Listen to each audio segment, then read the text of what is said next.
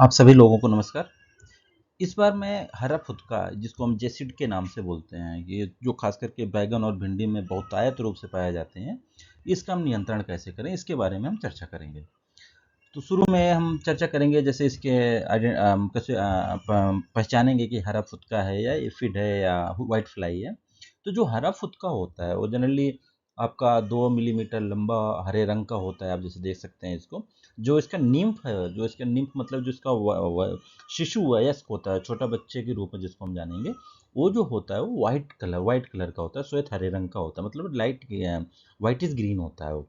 ठीक, जैसे ये देख सकते हैं आप यहाँ पर, ये इसका एक्स है और ये जो छोटे छोटे दिख रहे हैं उसके निम्फ हैं। तो मतलब मेरे पौधों को निम्फ और एडल्ट दोनों नुकसान पहुंचाते हैं।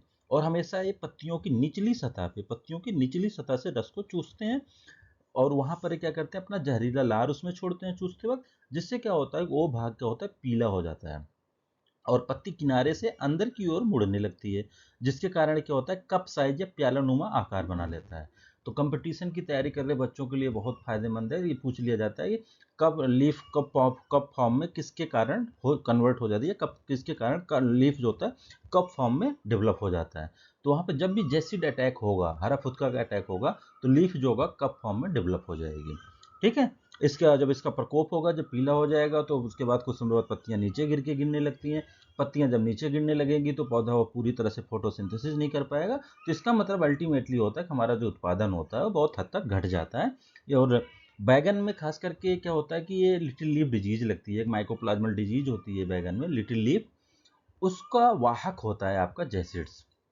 कंपटीशन पॉइंट ऑफ व्यू से ये भी बहुत इंपॉर्टेंट। हाँ, तो इसकी रोकथाम के लिए सबसे बढ़िया चीज़ होती है कि एफिड के लिए देखो, अब रोकथाम पे हम यहाँ पर हमेशा इंटीग्रेटेड पेस्ट मैनेजमेंट की तरफ हम बढ़ेंगे, समन्वित कीट प्रबंधन की तरफ, जो कि हमें ये बताता है कि हमेशा आप सबसे पहले, ये उद्देश्य होता है कि कम से कम केमिकल पेस्टिसाइड आप यूज करो, जिसके कारण उसका जो दुष्प्रभाव है हमारे पर्यावरण पर, हमारे खेत पर, हमारी मृदा पर, हमारे स्वास्थ्य पर कम पड़े। तो इसके लिए हम एग्रोनॉमिक, फिजिकल और बायोलॉजिकल मेथड का ज़्यादा से ज़्यादा उपयोग करते हैं।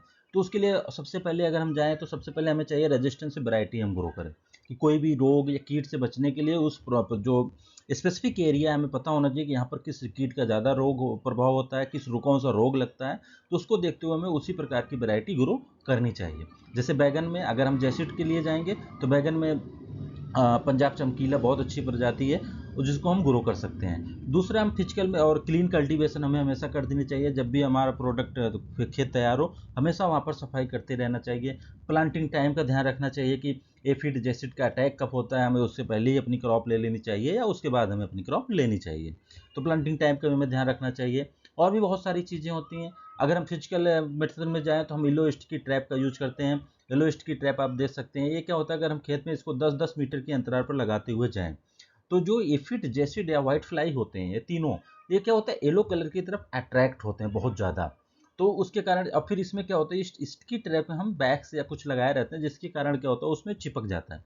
फिर उसके कारण जब वो चिपक जाता है तो उसकी पॉपुलेशन को हम आसानी से कंट्रोल कर देते हैं। ठीक है। अगर तीसरे मेथड में जाएं, बायोलॉजिकल मेथड में, तो बायोलॉजिकल मेथड में हम नीम सीड या नीम गिरी का प्रयोग करके कर सकते हैं।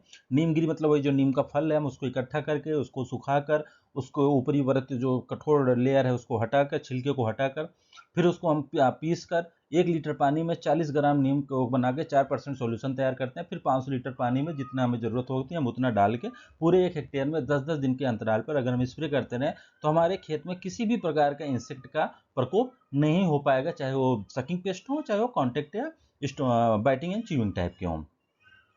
तीसरा, अगर इन तीनों मेथड से हम कंट्रोल ना कर पाएँ, तब क्या करें, हम केमिकल की तरफ जाते हैं। केमिकल में पहले इम्डा सकिंग पेस्ट के लिए इम्डाक्लोपिड यूज किया जाता था, लेकिन इम्डाक्लोपिड को बैन कर दिया गया है। तो उसी ग्रुप का नया इंसेक्टिसाइड है थायामेथेक्सोन, जो आजकल कई कंपनियों में अलग अलग व्यापारिक नाम से बेचे जाते हैं, जैसे इफ्को टायो के नाम से बेचता है, यूपीएल आपका रिनोवा के नाम से बेचता है, एचपीएम 7 स्टार के नाम से बेचता है, इवेनेंट है आपका वो तारा है। तो इसका उपयोग करके हर 10 दिन के अंतराल पर इसका 50 ग्राम प्रति हेक्टेयर की दर से छिड़काव करते रहें, तो किसी भी सैकिंग पेस्ट का कोई प्रकोप नहीं होगा। लेकिन फिर से मैं आपको यही बताऊंगा, अगर हम 3 मेथड, एग्रोनॉमिक मेथड, सस्य मेथड, मतलब बहुत साफ सुथरी खेती करें, इस्ट एलो स्टिकी ट्रैप लगाएं, फेरोमोन ट्रैप लगाएं, और नीम सीड कर्नेल का या नीमल का हम 0.5% से उपयोग हर 10 दिन के अंतराल पर स्प्रे करते रहेंगे तो हमारे खेत में किसी भी प्रकार का कोई भी सकिंग पेस्ट या आपका बाइटिंग च्यूइंग या कॉन्टेक्ट टाइप पेस्ट नहीं आएंगे जिससे वो नुकसान पहुंचाएं। तो इन चीज़ों को ध्यान में रखते हो, अगर हमारे इन 3 चीज़ों से कंट्रोल नहीं हो रहा है तो हम फिर केमिकल की तरफ बढ़ें। और देखो आईपीएम का मुख्य उद्देश्य इंटीग्रेटेड पेस्ट मैनेजमेंट एक टेक्नोलॉजी है एक प्रकार का, जिसमें हमेशा ये सलाह दी जाती है, जिसका उद्देश्य यही होता है कम से कम केमिकल यूज करो।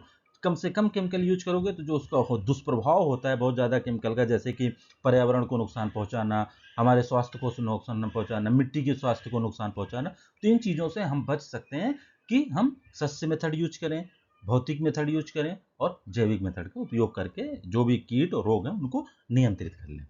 तो आपको पसंद आया होगा वीडियो, बहुत बहुत धन्यवाद।